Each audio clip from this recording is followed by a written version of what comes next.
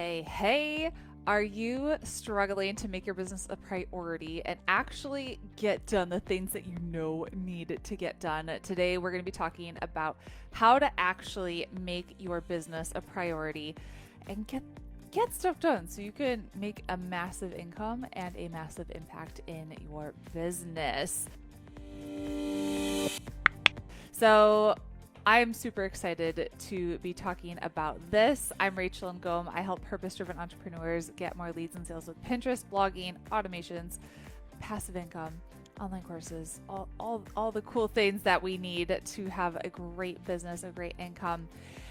And tell me, are you struggling with your business right now? Are you struggling to make your business a priority right now? This is probably one of the toughest seasons I've personally faced as a business owner, between having a son that's now in virtual school at home all day and a 5-month-old baby. And my husband has been out of the country for the past 6 weeks. So it has been interesting. So I want to share just some of the things that I do personally, some of the things I teach my students in Activate to do, and some of the things that you got to get done if you want to make your business a priority and actually see it grow and flourish. If you're listening to the podcast, you can't see that I'm actually wearing a baby right now. So that could be one of the tips. If you have small children, get a baby carrier, because oh my goodness, they're game changing.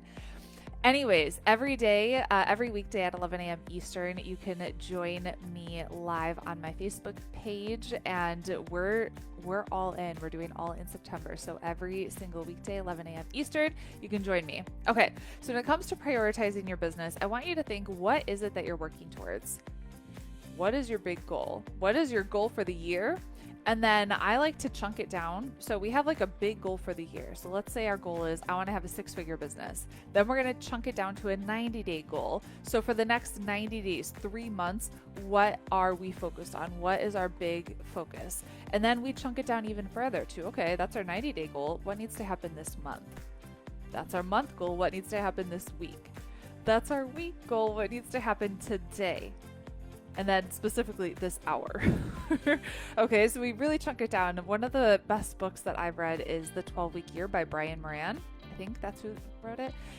Game changer, just to help you figure out what you should be focusing on and helping you accomplishing your goals in way less time. Because if we give ourselves a year to accomplish something, it's such a far out goal that we never even think. Like, a lot of times we write it down like January 1st, I'm going to be a 6-figure business owner, and then we don't look at it again until the next year, and we're like, oh crap, that didn't happen. But if you're so intentional about setting your goals and then chunking them down, oh my gosh, you'll get more like you could hit that 6-figure goal in literally a quarter if you do some of the things that I'm teaching. So chunk it down. And then you're chunking it down to the day, and I want you to know, what is your one thing that needs to happen for that day? What's that one income producing thing that needs to happen today that's going to help me get closer to that big goal that I have? So when I'm as busy as I am, you're not going to see me wasting time doing things that are not going to move the needle forward. Okay? It's just not going to happen. And so I'm being very intentional on what's the thing that only I can do, that I do well, that no one else in our business can do. Okay, I can show up live. So one of my priorities for my business is every day I'm showing up live at 11 o'clock for All in September. Today, that's the only thing I'm doing in my business, because I'm taking the rest of the day off, and I don't know what we're going to do. We're going to have fun. We're going to play. It's going to be a great day. So know what that one task is and put it on your calendar. So I use Google Calendar for I put my whole life on there, and that helps me stay so organized and keep everything just streamlined. So it's color coded, so I know all right, TJ, what does TJ have today? See, I don't even know. He has swimming. Okay, so TJ has swimming today, my 7-year-old. So I know, okay, I think I put him in purple. He doesn't know that. He probably won't like that.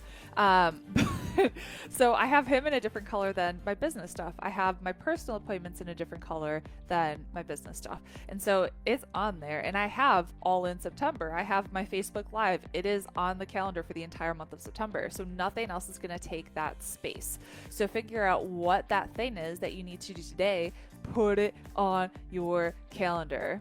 Another thing that I suggest using is some form of a planner. So if you're like pen and paper, I like the push journal. One of the things we provide for our Activate students is a daily productivity sheet. So it's figuring out, all right, every hour of the day, what are you committed to doing? And it could be, I'm committed to eating lunch with my kids, or I'm committed to playing. But it's just so it's on the calendar. So your business activities should be on that planner, that calendar, whatever it is that you're using, because we all thrive with different systems of organization. So figure out what you enjoy, what works for you, and use it. So actually have it on your calendar like you would a doctor's appointment or something like that. Let your family know you need a specific amount of time to accomplish a specific task. She's so chill, baby. So just let your family know, hey, all right, if you're married, let your husband know, hey, I need between 8 and 9 a.m. to do this one important thing for my business. I'm going to go lock myself, right now I'm in a closet. I'm going to go lock myself in a closet and get it done.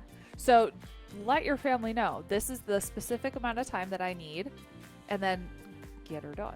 Okay, so it's really important, a lot, especially too, like letting your family know, especially like you're married, let your spouse know about your vision for your business. So when you are taking time away from the family, it's for this specific purpose. I'm working on my business, doing this one task for this hour so that we can retire early or retire you from your job or whatever that looks like, whatever your big vision is. So getting your spouse involved in that vision is really, really important. Nap time hustle. So if you got small kids and they're taking naps, that's an amazing opportunity. Put them down for a nap. Boom. Like you have 1 hour, 2 hours, I don't know, however long your baby naps or your toddler naps. Naps are amazing. Nap time hustle. So work your business during nap time. Wake up early.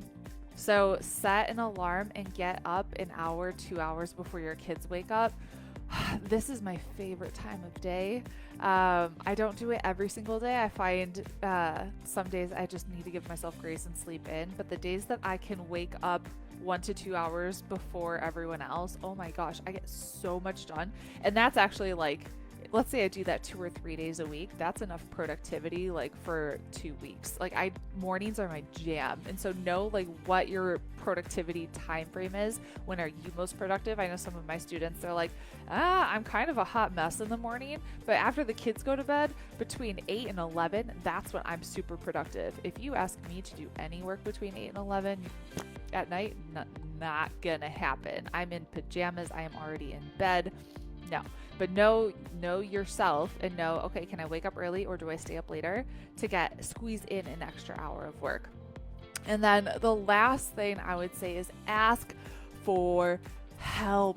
Don't try to be Superwoman and do all the things and then feel like a frantic hot mess doing nothing well, and then you're screaming at your kids, and then you're not working on your business, and then the house is a hot mess. No. So as my husband has been in Senegal, I'm like, all right, how can we make this work? And especially while he was gone, I had a leadership conference that I was attending, a virtual leadership conference, but it was very, very in depth from 11 o'clock to midnight. And it was like, I was locked in my room basically during that time frame. Now I knew that wasn't forever, but I also knew, all right, with 2 kids, I need help. So I asked my parents, hey, can you watch my son? I didn't ask them to watch both because that would have been so much. And then I flew my mother-in-law from Atlanta to come stay with me and help take care of the baby. And so I was able to see the baby during the day when we had our 10-minute meal breaks. It was a very intense conference. But I asked for help when I needed it. If my husband was here, it would have been a different story. He would have been able to help and support and all of that. But since he's been in Senegal getting businesses set up and doing work for our nonprofit and all of that, I needed in-law support and my parents' support. So ask for help. The other thing with house, see if you can get help with your house. I actually have a woman that's at our house right now cleaning. She's been here for 3 hours. So every Friday we have people come to clean the house. And this was something that I had a hard time justifying the investment 2 years ago. I was like, oh, that's so much money. Imagine I could spend it here, But when they came for the first time, it just made me feel peace and I felt so much better and calmer. And every time I looked at the toilet, it wasn't like, oh crap, I need to clean the toilet. It was like, nope, the toilet's clean. The bath is clean. I don't need to scrub it, nothing. And I remember my husband, he was actually, he's African and very cheap. And the amount of money that we pay someone here to clean for one time, we could pay someone in Senegal, they'd be there cooking and cleaning every day. So for him, he was like, oh my gosh, that's ridiculous. But then he came home and saw how clean the house was. He was like, that was worth it. I'm like, yes, he was on board. He understands. So that, ask for help with whatever that looks like for you. For me, it was, all right, I might need a little bit of childcare, especially if I'm doing a conference or something like that, and help around the house. Okay, so it's totally possible to prioritize your business if you're doing virtual school, you have a baby and all those things. It's just being very, very, very clear about what your goal is, and prioritizing it, putting it on the calendar, letting your family know, asking for help, and then finally giving yourself some grace. And so there might be things on, yesterday, I got my most important thing done. So that I got the most important thing that I was working on for the week and for the day done. I had some other things. There's always other things that I wanted to do. But she didn't nap as well as she normally does. And I was like, well, it's not the end of the world. Yeah, it would have been nice to get it done, but no one's going to die. And I got the most important things done first. And the other stuff, it's okay if it happens next week. So I hope this was helpful for you. If you want some help using Pinterest to generate new leads and sales in your business, make sure to go to freepinterestclass.com. I'll teach you my 5-step framework to double your leads and sales over the next 30 days using Pinterest. Have an amazing day, and I'll talk to you later. Bye.